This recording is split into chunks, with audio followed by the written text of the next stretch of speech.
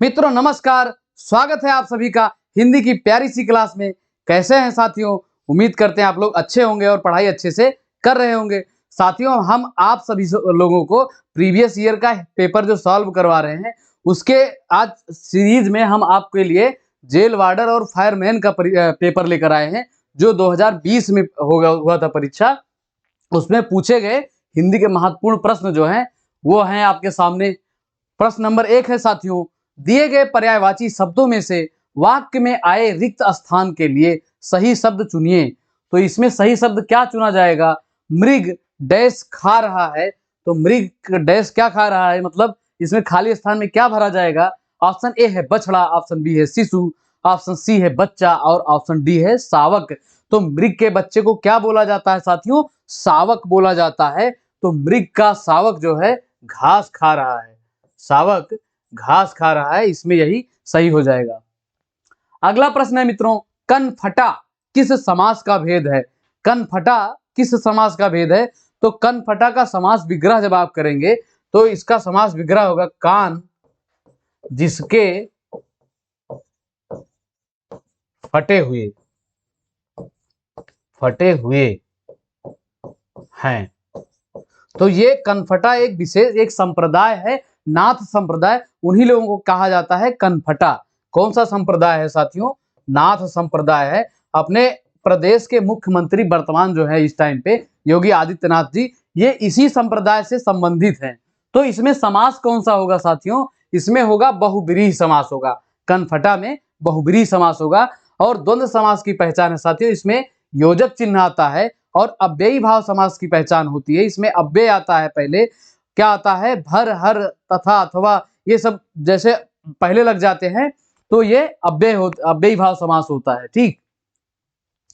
अगला प्रश्न है, निम्नलिखित में से कौन सा समास विग्रह वाला पद है? इसमें से कौन सा समास विग्रह वाला पद है? तो समास विग्रह का मतलब एक समास होता है, जो समास होता है वो समास संक्षिप्त में होता है और विग्रह करने पर वो अलग हो जाता है। तो वही पूछा जा रहा है, इसमें अलग वाला भाव पूछा जा रहा है, समास विग्रह। ऑप्शन ए है नगर प्रवेश, ऑप्शन बी है कार्य में दक्ष, ऑप्शन सी है कला प्रवीण, ऑप्शन डी है रणशूर। तो रणशूर का क्या होगा? रण में सूर, रण में सूर मतलब बहादुर। सूर का मतलब क्या होता है? बहादुर, रण में बहादुर। और कला प्रवीण का क्या होगा? कला में प्रवीण या कला में निपुण, कला में प्रवीण या निपुण, कला में निपुण। और इसमें क्या पूछा गया है? समास विग्रह पूछा गया है। तो कार्य में दक्ष का क्या होगा? समास इसका होगा कार्य दक्ष, कार्य दक्ष होगा इसका। और नगर प्रवेश का क्या होगा? नगर में प्रवेश, नगर में प्रवेश। ठीक। तो ऑप्शन बी इस प्रश्न का सही उत्तर हो जाएगा साथियों।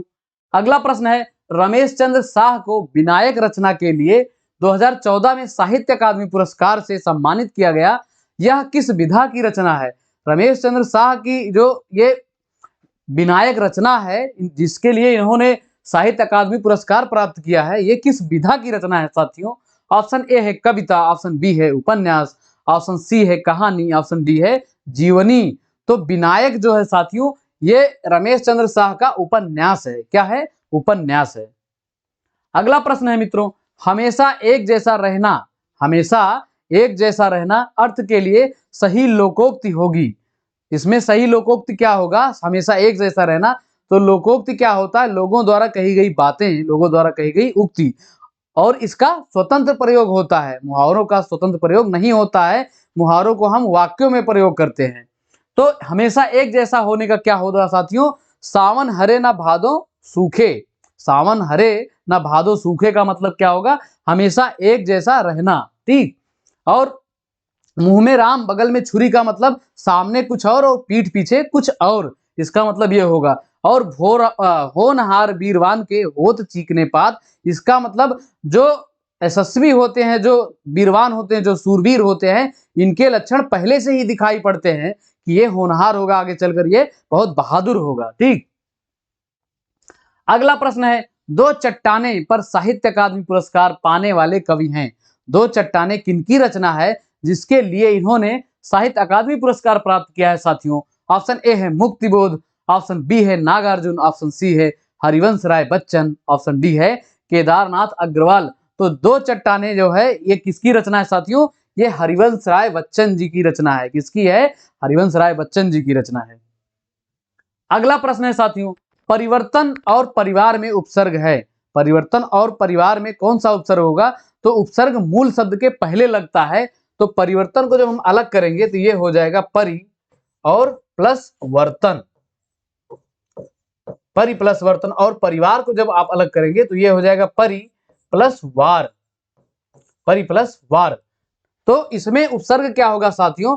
परि जो है इसमें उपसर्ग हो जाएगा। ऑप्शन ए इस प्रश्न का राइट आंसर हो जाएगा। अगला प्रश्न है मित्रों, रिक्त स्थान में उपयुक्त शब्द चुनिए। इसमें उपयुक्त शब्द क्या चुनना है? यह कविता डैश लिखी है। तो यह कविता इसमें क्या भरा जाएगा? ऑप्शन ए है मैंने, ऑप्शन बी है उस, ऑप्शन सी है तुम, ऑप्शन डी है किसने। तो यह कविता मैंने लिखी है, अगर मैंने यहां पर भर देंगे तो ये जो है बिल्कुल सही हो जाएगा। ठीक। और कोई अगर सोच रहा हो कि किसने क्यों नहीं भरा जाएगा, तो जब किसने होगा तो ये प्रश्नवाचक हो जाएगा। तो प्रश्नवाचक के लिए यहाँ पर चिन्ह कैसा है? विराम चिन्ह। यहाँ पर तो पूर्ण विराम चिन्ह है, तो पूर्ण विराम के हिसाब से यहाँ पर मैंने जो है बिल्कुल सही हो जाएगा। अगला प्रश्न है साथियों, राम कुमार वर्मा ने प्रेमाख्यान परंपरा का प्रवर्तक किसे माना है? राम कुमार वर्मा ने प्रेमाख्यान परंपरा का प्रवर्तक किसे माना है? ऑप्शन ए है कुतुबन, ऑप्शन बी है असाइद, ऑप्शन सी है मुल्ला दाऊद, ऑप्शन डी है जायसी। तो राम कुमार वर्मा ने प्रेमाख्यान के लिए प्रवर्तक, प्रेमाख्यान परंपरा का प्रवर्तक किसे माना है? ये माना है जायसी को। इनका पूरा नाम क्या है साथियों? मलिक मोहम्मद जायसी। अगला प्रश्न है साथियों, उद्घाटन का संधि विच्छेद है। उद्घाटन का संधि विच्छेद क्या होगा? तो उद्घाटन को जब आप अलग करेंगे या संधि विच्छेद इसके लिखेंगे तो ये क्या होगा? उत प्लस घाटन। इसका सही संधि विच्छेद क्या होगा? उत प्लस घाटन। तो इसमें संधि कैसी होगी साथियों? इसमें व्यंजन संधि होगी। कौन सी संधि होगी? व्यंजन संधि। उद्घाटन में कैसी संधि हो जाएगी? व्यंजन संधि हो जाएगी। और इसका सही उत्तर क्या हो जाएगा? ऑप्शन बी उत प्लस घाटन। अगला प्रश्न है साथियों, निम्नलिखित में से सामासिक पद चुनिए। इसमें सामासिक पद चुनना है। ऑप्शन ए है वायु वेग, ऑप्शन बी है वीर का पुत्र, ऑप्शन सी है राह का खर्च, ऑप्शन डी है पथ से भ्रष्ट। तो वीर का पुत्र मतलब वीर पुत्र। वीर का पुत्र मतलब वीर पुत्र। तो इसका ये जो है ये समास विग्रह करके दिया गया है, वीर का पुत्र। तो इसका सामासिक पद क्या होगा? वीर पुत्र होगा। और ये इसमें सामासिक पद पूछा गया है, तो सामासिक पद मतलब जो संक्षिप्त में लिखा गया हो। तो वायु वेग का मतलब क्या होगा? वायु का वेग। तो ये संक्षिप्त लिखा गया है, तो वायु वेग इस प्रश्न का सही उत्तर हो जाएगा साथियों। अगला प्रश्न है, निम्नलिखित में से सही वाक्य पहचानिए। इसमें सही वाक्य क्या है? ऑप्शन ए है मुझे बहुत आनंद आती है, ऑप्शन बी है मुझे बहुत आनंद आते हैं, ऑप्शन सी है मुझे बहुत आनंद आता है, और ऑप्शन डी है साथियों मुझे बहुत आनंद आता है। तो इसमें सही क्या हो जाएगा? मुझे बहुत आनंद आता है, ना कि है और है ये दोनों में बहुत अंतर होता है। ये हा पे जो बिंदी रखी जाती है ये बहुत महत्वपूर्ण है हिंदी की दृष्टि से साथियों। तो इसका हिंदी व्याकरण में बहुत ध्यान दीजिएगा। ठीक, इसी से आपका सही गलत डिपेंड कर रहा है, क्योंकि सी डी में दोनों सब सेम है ना, इसमें है और हैं का अंतर है। तो सही क्या हो जाएगा? मुझे बहुत आनंद आता है। ऑप्शन सी इस प्रश्न का सही उत्तर हो जाएगा। अगला प्रश्न है मित्रों, माखन लाल चतुर्वेदी को किस रचना पर साहित्य अकादमी पुरस्कार मिला है? माखन लाल चतुर्वेदी को किस रचना पर साहित्य अकादमी पुरस्कार मिला है? ऑप्शन ए है वेणु लो गूंजे धरा, ऑप्शन बी है हिम किरीटनी, ऑप्शन सी है हिम तरंगिणी, और ऑप्शन डी है युग चरण। तो माखन लाल चतुर्वेदी को साथियों ये साहित्य अकादमी पुरस्कार हिम तरंगिणी के लिए मिला है। किसके लिए मिला है मित्रों? हिम तरंगिणी के लिए। अगला प्रश्न है साथियों, तेलुगु शब्द की उत्पत्ति निम्नलिखित किस शब्द से हुई है? ये जो शब्द तेलुगु है इसकी उत्पत्ति या कहां से हुई है, किस शब्द से हुई है? तो इसकी उत्पत्ति हुई है साथियों ये त्रिलिंग से हुई है। और त्रिलिंग का मतलब क्या होता है? तीन लिंग होता है। क्या होता है साथियों? तीन लिंग होता है त्रिलिंग।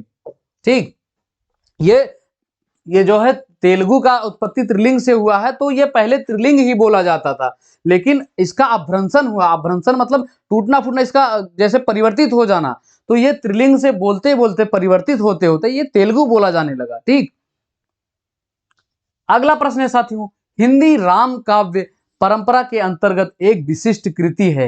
हिंदी राम काव्य परंपरा के अंतर्गत इनमें से कौन सी एक विशिष्ट कृति है? ऑप्शन ए है रामचंद्रिका, ऑप्शन बी है कवि प्रिया, ऑप्शन सी है रसिक प्रिया, ऑप्शन डी है विज्ञान गीता। तो हिंदी राम काव्य परंपरा के अंतर्गत साथियों ये एक विशिष्ट कृति जो है रामचंद्रिका है। कौन सी है? रामचंद्रिका। अगला प्रश्न है मित्रों, भारत के उच्चतम न्यायालय तथा उच्च न्यायालय की भाषा संबंधी निर्देश किस अनुच्छेद में दिया गया है? भारत के उच्चतम न्यायालय और उच्च न्यायालय दोनों में भाषा संबंधी निर्देश किसमें दिए गए हैं? ऑप्शन ए है अनुच्छेद 344, ऑप्शन बी है अनुच्छेद 346, ऑप्शन सी है अनुच्छेद 348 और ऑप्शन डी है अनुच्छेद 120। तो भाषा संबंधी जो ये भाषा संबंधी अनुच्छेद निर्देश किस में दिए गए हैं साथियों? ये अनुच्छेद 348 में दिए गए हैं संविधान में। ठीक, किसमें दिए गए हैं? सुप्रीम कोर्ट और हाई कोर्ट। एससी मतलब क्या होता है? सुप्रीम कोर्ट, और एचसी मतलब हाई कोर्ट। ये संविधान के अनुच्छेद 124 के अंतर्गत आता है और ये 214 के अंतर्गत। ये आर्टिकल 124 और ये आर्टिकल 214 के अंतर्गत आता है। कौन? सुप्रीम कोर्ट और हाई कोर्ट। अगला प्रश्न है साथियों, जहां दो या दो से अधिक धातुओं का प्रयोग साथ साथ किया जाता है वह क्रिया क्या कहलाती है?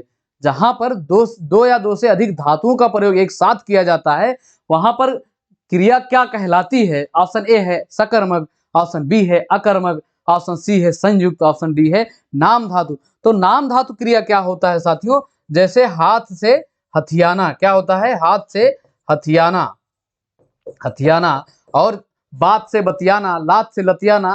ठीक, तो ये क्या होता है? जिसमें आना लगा रहता है वो नाम धातु क्रिया होती है। ठीक, और जहां पर दो या दो से अधिक धातुएं मिल जाती हैं तो वहां पर कौन सी क्रिया होती है साथियों? वहां पर होती है संयुक्त क्रिया। जैसे राम स्कूल स्कूल जाता है, तो इसमें राम स्कूल खाना खाकर जाता है। जैसे राम स्कूल खाना खाकर जाता है, खाना खाकर जाता है, खाकर जाता है। तो कहने का मतलब जब दो क्रियाएं आती है तो वहां संयुक्त क्रिया ऐसे होती है। क्रिया किसे कहते हैं? धातु, धातु के मूल रूप को। जैसे धातु का मूल रूप है पढ़, धातु का मूल रूप क्या? इसे धातु जो पढ़ है इसे क्या कहेंगे? धातु कहेंगे। तो इसमें अगर आप ना लगा देंगे, क्या लगा देंगे? ना, तो ये क्या बन जाएगा? पढ़ना। तो यही होती है क्रिया। तो आप जब दो क्रियाएं मिल जाती हैं, क्रिया की पहचान जब लास्ट में ना आ जाए वही क्रिया होती है। तो जब दो क्रियाएं मिलती हैं साथियों तो उसे क्या कहा जाता है? संयुक्त क्रिया। इस प्रश्न के हिसाब से प्रश्न ऑप्शन सी इस प्रश्न का राइट आंसर हो जाएगा।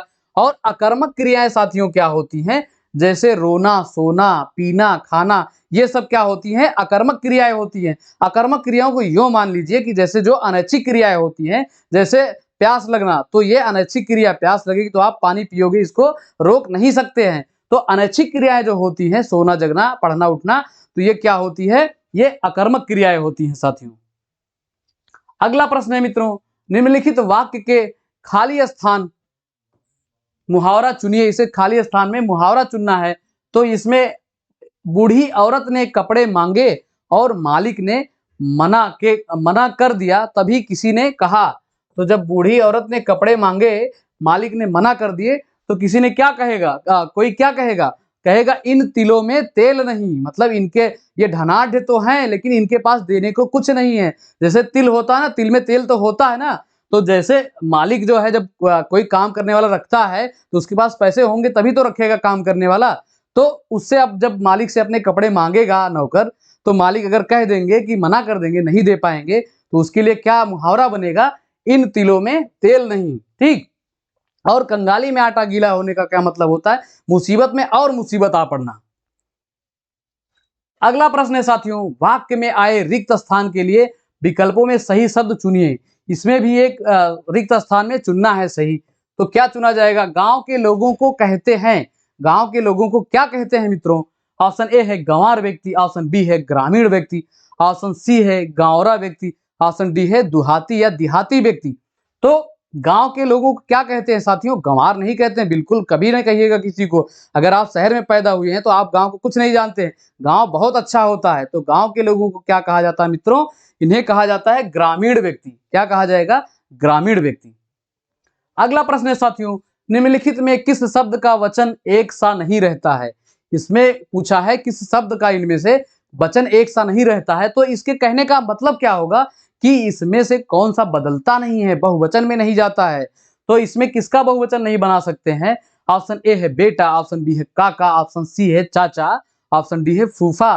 तो क्या फूफा का बहुवचन आप बना सकते हैं? नहीं बना सकते हैं। इसमें किसका बहुवचन बना सकते हैं? बेटा का क्या होगा? बेटों होगा। तो इसमें जो है क्या पूछा गया? एक सा नहीं रहता, कौन सा नहीं रहेगा? ये बेटा जो है यही हमेशा एक सा नहीं रहेगा, ये बहुवचन में परिवर्तित हो जाएगा साथियों। अगला प्रश्न है, रामविलास शर्मा को साहित्य अकादमी पुरस्कार किस वर्ष प्रदान किया गया? रामविलास शर्मा को साहित्य अकादमी पुरस्कार किस वर्ष प्रदान किया गया? ऑप्शन ए है 1970, ऑप्शन बी है 1975, ऑप्शन सी है 1998 और ऑप्शन डी है 1973। तो रामविलास शर्मा को साथियों साहित्य अकादमी पुरस्कार 1970 में प्रदान किया गया था। कब प्रदान किया गया था? 1970 में। अगला प्रश्न है मित्रों, निम्नलिखित शब्दों के क्रमशः पर्यायवाची शब्द होंगे। इनमें ये 3 शब्द दिए गए हैं, पार्वती, पुत्र और पृथ्वी।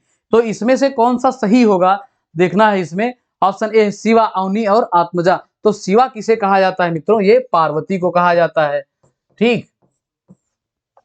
और आत्मजा किसे कहा जाता है? ये पुत्री को कहा जाता है, ये पुत्री का पर्यायवाची है।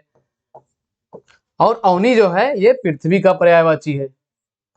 तो इसमें पार्वती, पुत्र और पृथ्वी, इसमें पुत्री का तो पूछा नहीं है, तो इसमें ये सही नहीं होगा। पार्वती और पुत्र का पूछा गया है, तो पुत्र का इसमें से आपको सही करने का सबसे सही तरीका है, अगर आपको पुत्र का पर्यायवाची याद है, पुत्र का पर्यायवाची क्या होगा? नंदन, ठीक। अगर ये याद है तो आप इसको सही कर ले जाएंगे। क्या होगा इसका? ऑप्शन बी सही हो जाएगा, रुद्राणी, नंदन और अवनी, ठीक। अगला प्रश्न है साथियों, विज्ञान में कौन सा उपसर्ग लगा है? विज्ञान में कौन सा उपसर्ग लगा है? तो उपसर्ग मूल शब्द के पहले लगता है साथियों। इसमें क्या होगा उपसर्ग? वी प्लस ज्ञान। क्या होगा? वी प्लस ज्ञान। तो इसमें उपसर्ग क्या हो जाएगा मित्रों? ये हो जाएगा वी। ऑप्शन डी इस प्रश्न का सही उत्तर हो जाएगा। अच्छा, ये उपसर्ग जो लिखा जाता है, उपसर्ग या प्रत्यय मूल शब्द के पहले और मूल शब्द के बाद में जो लगता है वो प्रत्यय होता है, पहले वाला क्या होता है? उपसर्ग होता है। तो इसमें जो मूल शब्द होता है साथियों, इसका एक सार्थक अर्थ होना चाहिए, मतलब इसका कुछ मायने रखना चाहिए, नहीं तो ऐसे ही कुछ आप अलग करके रख दें तो वो गलत होगा, ठीक। अगला प्रश्न है, गणपति चंद्रगुप्त ने हिंदी का प्रथम कवि किसे माना है? गणपत चंद्रगुप्त ने हिंदी का प्रथम कवि किसे को माना है? किसे माना है साथियों? ऑप्शन ए है पुंड, ऑप्शन बी है सर हरहपा, ऑप्शन बी है ये सरहपा होगा सर, ये होगा सरहपा। ऑप्शन सी है शालिभद्र सूरी, ऑप्शन डी है स्वयंभू। तो गणपति चंद्रगुप्त ने हिंदी का प्रथम कवि साथियों ये शालिभद्र सूर्य को माना है। किसको माना है? शालिभद्र सूर्य को। अगला प्रश्न है मित्रों, महाजनी शब्द में प्रयुक्त प्रत्यय है। महाजनी शब्द में कौन सा प्रत्यय होगा? तो प्रत्यय मूल शब्द के पीछे लगता है, तो इसमें मूल शब्द क्या हो जाएगा? महाजन। क्या हो जाएगा मित्रों? महाजन। और इसमें प्रत्यय क्या होगा? बड़ी ई। प्रत्यय क्या होगा? बड़ी ई इसमें प्रत्यय होगा। तो ऑप्शन बी इस प्रश्न का सही उत्तर हो जाएगा साथियों। अगला प्रश्न है, प्रत्येक किस संधि भेद का उदाहरण है? प्रत्येक किस संधि भेद का उदाहरण है? तो इसका संधि विच्छेद जब आप करेंगे तो ये होगा प्रति। प्रति प्लस एक, प्रति प्लस एक, तो ये मिलकर क्या बन जाएगा? प्रत्येक बन जाएगा। तो इसमें किस प्रकार की संधि हो जाएगी साथियों? इसमें यण संधि हो जाएगी। यण संधि की एक मोटा मोटा पहचान आपको बता देते हैं, अगर आपको मात्रा और विच्छेद करके तोड़ के नहीं आता है तो इसमें या जो है इसी को थोड़ा सा पहचान लीजिए। अगर या पे बड़ा का मात्रा या आए तो ये यण संधि क्लियर ही होगा। बहुत कम ही शब्दों में होता है कि उसमें ना पकड़ पाइए आप। अगला प्रश्न है साथियों, मैं घर जाता हूं, इस वाक्य में कौन सी क्रिया है? मैं घर जाता हूं, इसमें कौन सी क्रिया है? तो क्रिया की पहचान क्या है? ता है, ती है, ये तो सब आप बहुत पढ़े होंगे अंग्रेजी के व्याकरण में और हिंदी में भी। तो मैं घर जाता हूं, इसमें क्या क्रिया कौन सी होगी? जाता हो जाएगा। ऑप्शन ए इस प्रश्न का सही उत्तर हो जाएगा। अगला प्रश्न है मित्रों, राष्ट्र में ये प्रत्यय लगने पर कौन सा नया शब्द बनेगा? तो राष्ट्र में जब ये प्रत्यय लग जाएगा तो क्या बन जाएगा? ये राष्ट्रीय बन जाएगा। कौन सा बन जाएगा? ये वाला बनेगा, राष्ट्रीय। ठीक, ऑप्शन सी इस प्रश्न का सही उत्तर हो जाएगा साथियों। अगला प्रश्न है, कार्यालयी पत्र के अर्ध सरकारी पत्र व्यवहार इनमें मुख्यतः किनके बीच किया जाता है? कार्यालयी पत्र के अर्ध सरकारी पत्र व्यवहार इनमें से किसके बीच किया जाएगा? ऑप्शन ए है शासकीय अधिकारियों के बीच, ऑप्शन बी है किसी एक परिवार या दूसरे परिवारों के बीच, ऑप्शन सी है अध्यापक और छात्रों के बीच, ऑप्शन डी है आपसी घनिष्ठ संबंधियों के बीच। तो ये ऑप्शन इसके इस प्रकार दिए हैं कि इस आधार पे आप तो बिल्कुल सही लगा ले जाएंगे, लेकिन आपको परिभाषा भी याद होनी जरूरी है। तो इसमें क्या होगा? कार्यालय पत्र के अर्ध सरकारी पत्र व्यवहार के लिए शासकीय अधिकारियों के बीच जो है ये पत्राचार किया जाता है। किसके बीच? शासकीय अधिकारियों के बीच। अगला प्रश्न है साथियों, प्रभु जी तुम चंदन हम पानी पंक्ति किस कवि की है? ये किस कवि की पंक्तियां हैं कि प्रभु जी तुम चंदन हम पानी? इन्हीं की एक पंक्ति और है, मन चंगा तो कठौती में गंगा। तो ये किनकी पंक्तियां हैं साथियों? ये रैदास की पंक्तियां हैं। किनकी पंक्तियां हैं? रैदास की। अगला प्रश्न है साथियों, निम्नलिखित में से सही वाक्य की पहचान कीजिए। इसमें से सही वाक्य पहचानना है। ऑप्शन ए है इस पर्वतीय क्षेत्र में सर्वस्व शांति है, ऑप्शन बी है मित्रों इस पर्वतीय क्षेत्र में सर्वत्र शांति है, ऑप्शन सी है इस पर्वतीय क्षेत्र में सर्वविदित शांति है, और ऑप्शन डी है इस पर्वतीय क्षेत्र में सर्वहारा शांति है। तो इसमें कौन सा सही हो जाएगा? इसमें सही हो जाएगा इस पर्वतीय क्षेत्र में सर्वत्र शांति है। सर्वत्र तो हर जगह।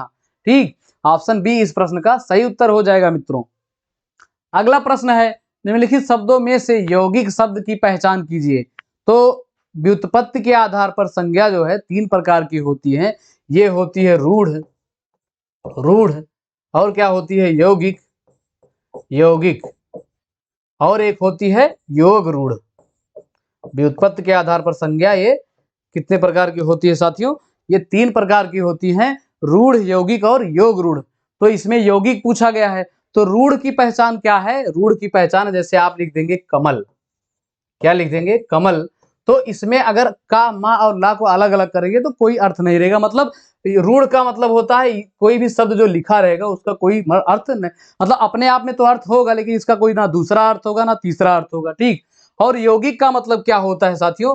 यौगिक का मतलब होता है जैसे विद्यालय, जैसे विद्यालय। चलिए हम लिख देते हैं विद्यालय, विद्यालय। तो ये क्या हो जाएगा? विद्या के लिए आलय या विद्या के लिए घर। तो ये कैसी हो जाएगी? कैसी संज्ञा हो जाएगी? विद्यालय। और योग रूढ़ क्या होता है साथियों? इसका कोई तीसरा अर्थ होता है।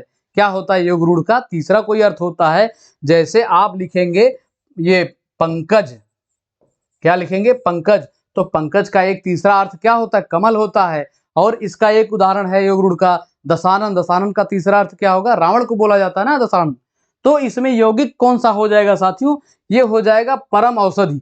उम्मीद करते हैं ये तीनों से आप ये तीनों जो है आप पहचान लेंगे। ठीक, और ये बहुत जरूरी है, लगभग हर परीक्षाओं में पूछा जाता है रूढ़, यौगिक और योग रूढ़।